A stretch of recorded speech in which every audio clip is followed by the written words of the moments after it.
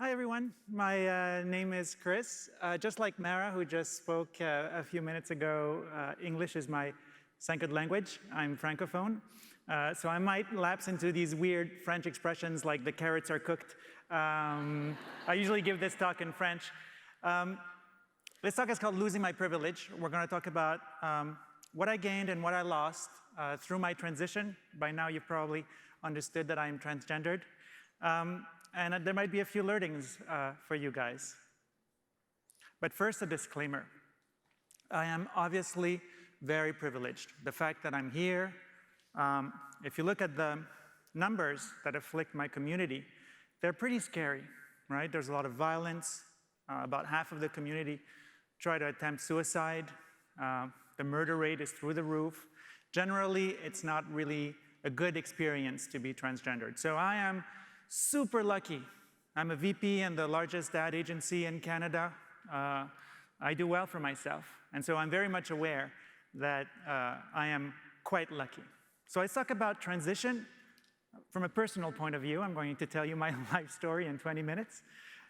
Transition is a very, very long process, and it's complex, and it's different for everyone. I transitioned very late in life. I was 40 when I started my medical transition, which is interesting because I lived really two lives. I lived the life of a straight white man, and I lived the life of somebody who dresses like Hillary Clinton.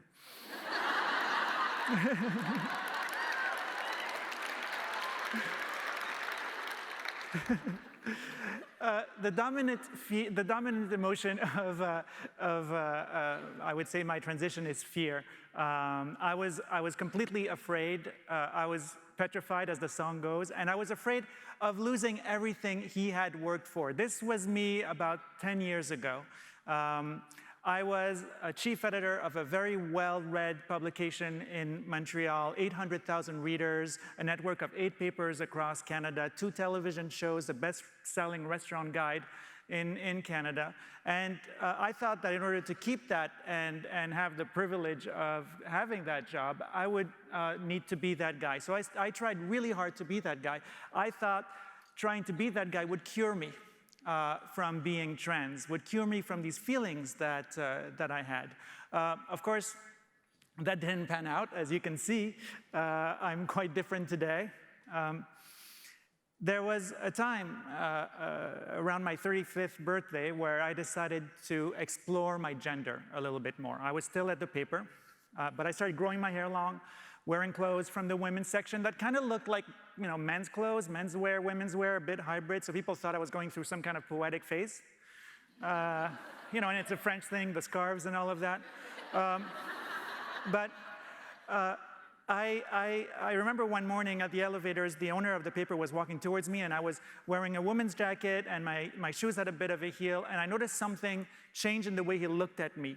He noticed that something was happening with me. And at that very moment, I knew that I was being kicked out of the boys' club. And I thought to myself, the carrots are cooked. I'm done. And about 6 months after that, I was fired. And this was an opportunity for me to go into a new life and explore my real identity. And so I thought, in order to do that, I will leave journalism completely, and I will go into a field that is new to me, that I don't care about, so that if I fail or if people reject me, I can go back to my old life and pretend it was a weird midlife crisis. So I went into advertising. Not because I loved advertising, but because I thought that in that world, from what I had seen, there seemed to be a value in terms of self-expression. That seemed to be very valued, and people dressed differently, and there was something there. And so I went into advertising, and I was right for the most part. And my first agency, the first agency I worked at, I could be whatever I wanted to be, to a degree, sadly. There were moments still where men from the accounts team usually would tell me, for that client, you have to dress like a man. And for that client, you can be a girl.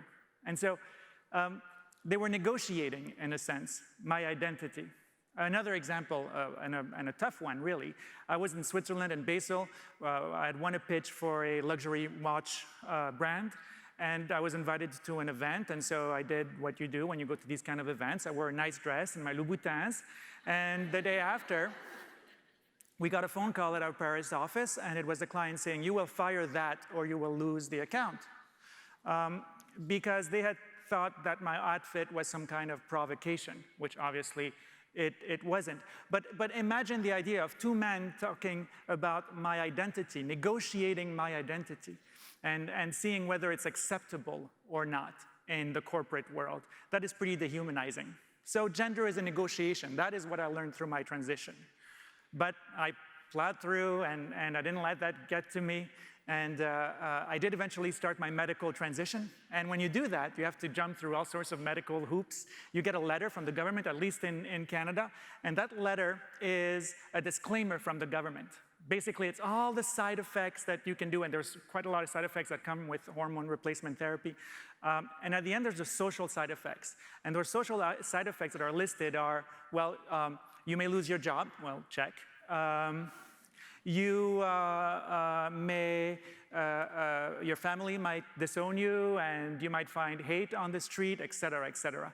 So basically, it felt, as I was signing this letter to get my hormones, that I was really signing my privilege away. When you do that, when you start the transition and your body changes, what happens is that you can't hide anymore. I used to be able to go out as a boy or go out as a girl and go stealth. You know, right now, I'm a 6'2" trans woman, and I stand out. So when I walk down the street, it's a bit like this. People stare at me, and they judge me at face value, depending on what their belief system is. Some people agree or disagree with me, depending on what they believe, without speaking to me at all. Having led the life of a straight acting person, this was really new to me. I didn't think I could be objectified at that level. And of course, online, it gets pretty messy. The more I speak out, the more I get all sorts of hate mails and the occasional death threat. We Know Your Face is one that really, really hurt me because it's a blind threat. I don't know who wrote it. I don't know where they are. They might be somewhere down in Texas, 1,000 miles away from me, but they might be my neighbor. And what does that mean? What will they do to me if they find me? So it's very scary. The line in French, Marc Lépine a révisé sa liste. Marc Lépine is a mass murderer who killed 14 women. And I was featured in a book about the new face of women leadership in French Canada. And that was one of the comments. These are the women we have to kill. So I get basic misogyny too, I guess, now. And that's compounded by the political climate, thanks to your president. Good job, guys. And because of him, now it's allowed to start, once again, questioning our place in society. And it's okay now in certain circles to say that we don't have a place and that our rights should be diminished. And we thought we were going forward and making progress, and that progress is threatened because now anti-trans sentiment has entered the political discourse, sadly. So what I feel since the beginning of my transition is that I'm drifting away a little bit from mainstream society. And as an advertising, that's difficult because I need to relate to the majority of people because, you know, I have to sell them Big Macs. So that is very dangerous. And I'm trying very much to hold on to mainstream society and keep my place in it. So this talk is a downer. What keeps me going? Rainbows everywhere during Pride season. I'm kidding, that's bullshit.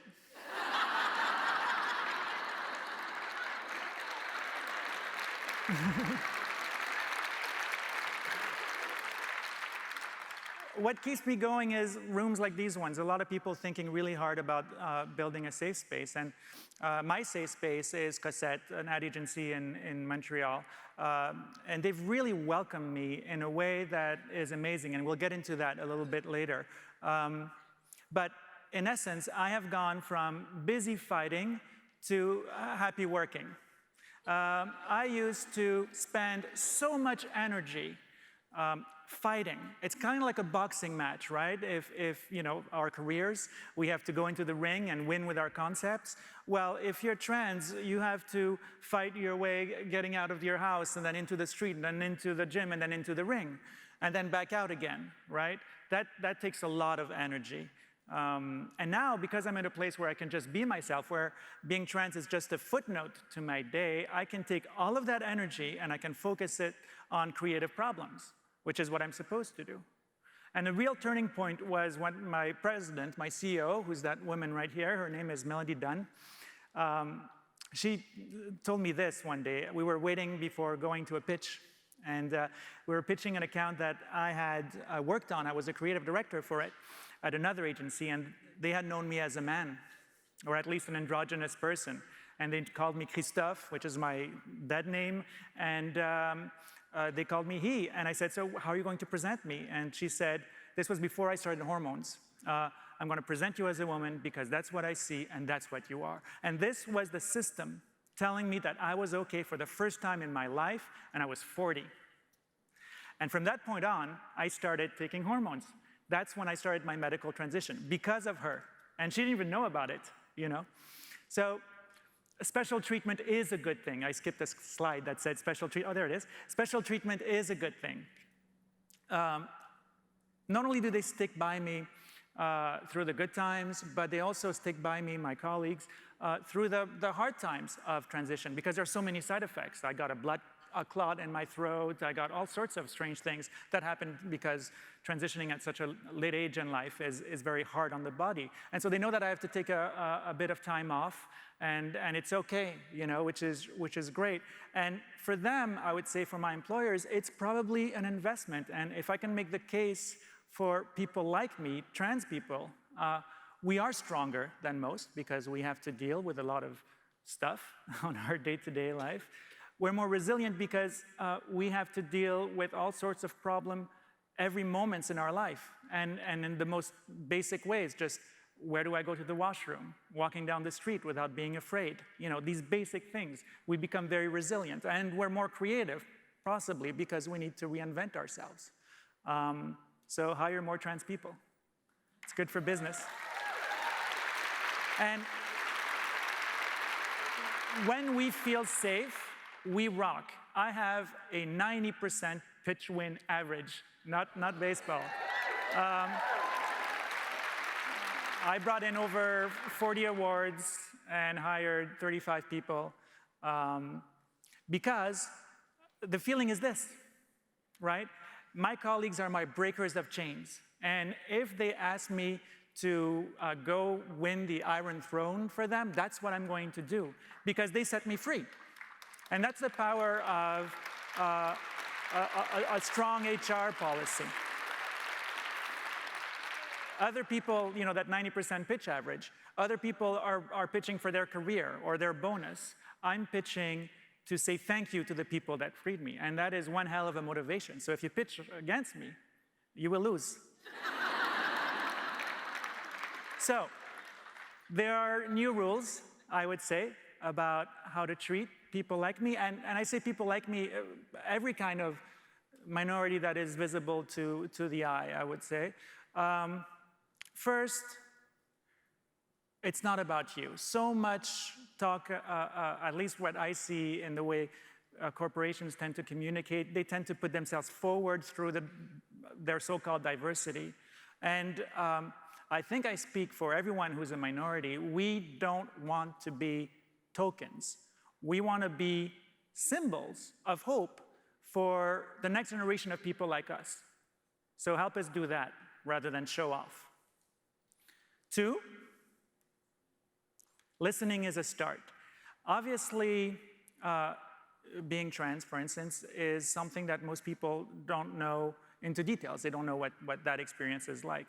And so I'm happy that where I work now, they are not trying to find out solutions or ways to help me on their own. They spend a lot of time just listening. And they say, I don't have a solution, but I will go do the work and we'll figure something out. And because of that approach, we're able to take some really concrete steps. We're changing our insurance program right now to be more inclusive so that transition leave happens, so that trans people get medication, et cetera, which is quite new in our industry, I think. So listening is a start. You know, 2 approaches. I remember at a former agency I worked at, I was asked one day not to go to the women's washroom, you know, even though I was wearing dresses and heels and all of that, and because a woman complained. Where I work now, they changed all the washrooms across all our offices across Canada, right? 2 ways of listening. The first example, they were listening to one person and not the whole group. Where I work now, they try to listen to everyone and find a way to manage different expectations. 3, support dissidents. That is really important as well. We talk a lot about cultural fit. And often cultural fit is people that hire people that look like them. That's why so many creatives are, guys with beards and a full sleeve tattoo on their left arm. You all know one. Or 20. It's interesting, if you're going to hire people who are different, they're going to think differently, which means they may not fit in, which means they're going to have different sorts of opinions, which means you're going to maybe have arguments with them. And that is fine, because it's through that kind of conflict that great ideas come, and that's how you get challenged. So this dissonance is something that is extremely important. Maybe I write that because I'm French, and so we love screaming at each other. Maybe it's a cultural thing, but there is value to that. 4, yes to special treatment and no to reduced ambition. I get a lot of special treatment. I get time off when I need to rest or if I'm depressed, because it is an emotional journey. And yet I have the same level of ambition that is applied to me than all my other colleagues. And that is extremely important.